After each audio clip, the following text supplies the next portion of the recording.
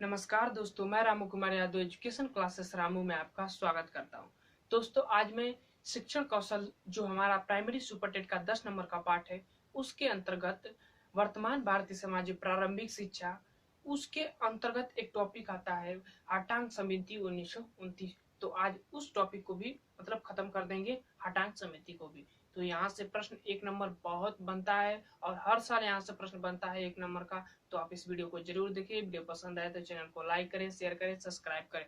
तो चलिए दोस्त, आज हम चलते हैं अपने हटांग समिति पर, जो हमारा टॉपिक है आज का।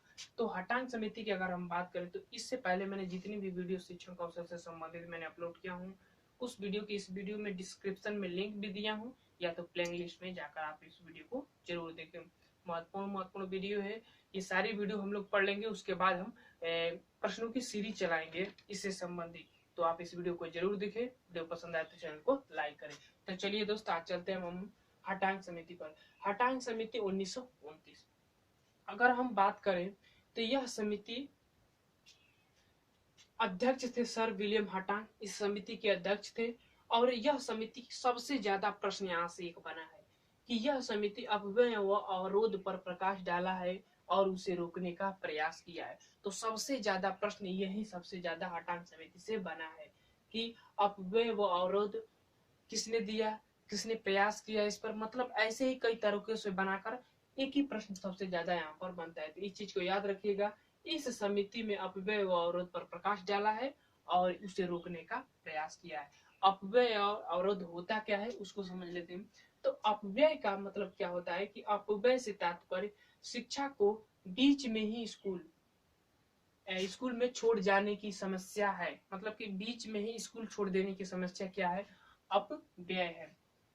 ज्यादातर बच्चे पहली क्लास में ही स्कूल छोड़ देते हैं। कारण यह है कि हमारे यहाँ स्कूल का वातावरण बच्चों के लिए आकर्षित नहीं है।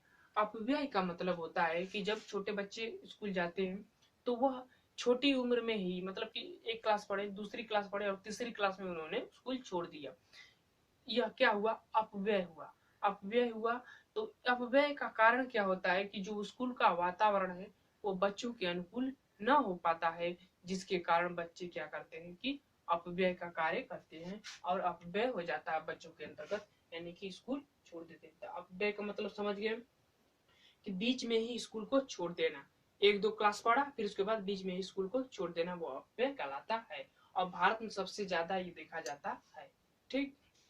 अब देखिए, अवरोध दूसरा पॉइंट। अवरोध का मतलब है कि हमारे यहाँ की जो शिक्षा है गुणवत्तापूर्ण न होने के कारण, मतलब कि जो शिक्षा है वो गुणवत्तापूर्ण न होने के कारण बच्चों का फेल हो जाना ही अवरोध कहलाता है। अब कोई बच्चा है एक ही क्लास में पढ़ रहा है और उसी क्लास में बार बार फेल हो रहा है, तो वो क्या एक अवरोध का कार्य करता है।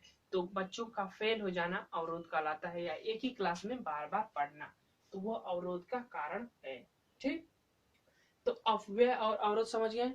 अपव्यय का मतलब बीच में छोड़ देते हैं बच्चे, एक दो क्लास पढ़े उसके बाद पढ़ाई को छोड़ दिए प्राथमिक शिक्षा के अंतर्गत, प्राथमिक शिक्षा में ही।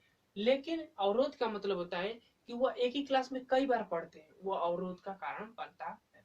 तो अपव्यय और अवरोध पर इसको दूर करने का प्रयास हटांग समिति 1929 ने किया था। ये शब्द किसने दिया था, तो हटांग समिति 1929। अध्यक्ष सर फिलिप्स हटांग थे। ठीक। अब देखिए, इसमें कुछ और निम्न बातें अनुशंसाएं की गई थी, उसको समझ लेते हैं। तो हटांग ने निम्न बातों की अनुशंसा की थी। पहला क्या है कि देश में प्राथमिक शिक्षा पर कार्य तो हुए पर प्रगति को संतोषजनक नहीं कहा जा सकता। मतलब पिछली जितनी भी नीतियां बनाई गई, चाहे गोखले विधेयक में जो बात कही गई हो, वुड डिस्पैच में जो बात कही गई हो, हंटर आयोग में जो बात कही गई हो, कार्य तो हुए, उनके नीतियां बनाई गई और कार्य तो हुए, लेकिन इतना कार्य नहीं हुए कि जो संतोषजनक कहा जा सकता है। तो ये हटांग समिति ने अपने लेख पत्र में अनुशंसा की थी इस बात का। दूसरा पॉइंट में इसने कहा कि प्राथमिक शिक्षा कम से कम 4 वर्ष की हो। अभी इससे पहले जब हम गोखले का विधेयक बताया था तो उसमें भी दिया गया था कि शिक्षा को 4 वर्ष, यानी कि प्राथमिक शिक्षा को 4 वर्ष किया जाए। ठीक। और उसको निःशुल्क किया जाए, अनिवार्य किया जाए, दोनों किया जाए। तो प्रथम प्राथमिक शिक्षा कम से कम 4 वर्ष हो, ये भी अनुशंसा की हटांग समिति भी। उसके बाद पाठ्यक्रम को जीव को उपयोगी बनाया जाए। मतलब पाठ्यक्रम ऐसा बनाया जाए कि जो बच्चे हों अपने जीव को उपयोगी प्रयास कर सके या कार्य कर सके या उसमें सक्षम हो सके।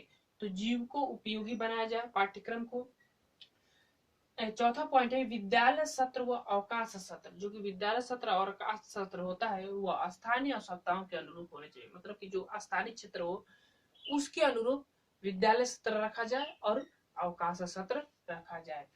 और अगली अनुशंसा की थी उसने कि माध्यमिक व उच्च शिक्षा की गुणात्मक, मतलब जो माध्यमिक शिक्षा और उच्च शिक्षा दिया जाए उसको गुणात्मक रूप से दिया जाए, यानी उसको तेजी से विकास किया जाए, उन बच्चों को तेजी से आगे बढ़ाया जाए।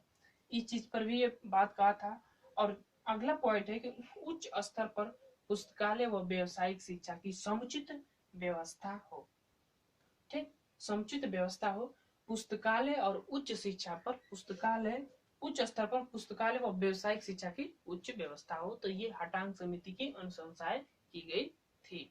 ठीक, तो हटांग समिति से सबसे ज्यादा प्रश्न बनता है अपव्यय व अवरोध को। तो इस चीज को ध्यान रखिएगा। और इस यहाँ से उतना प्रश्न बनता नहीं है, ये थोड़ा मोटा मोटा अनुशंसाएं इसमें लिखा था तो मैंने इसको पढ़ा दिया।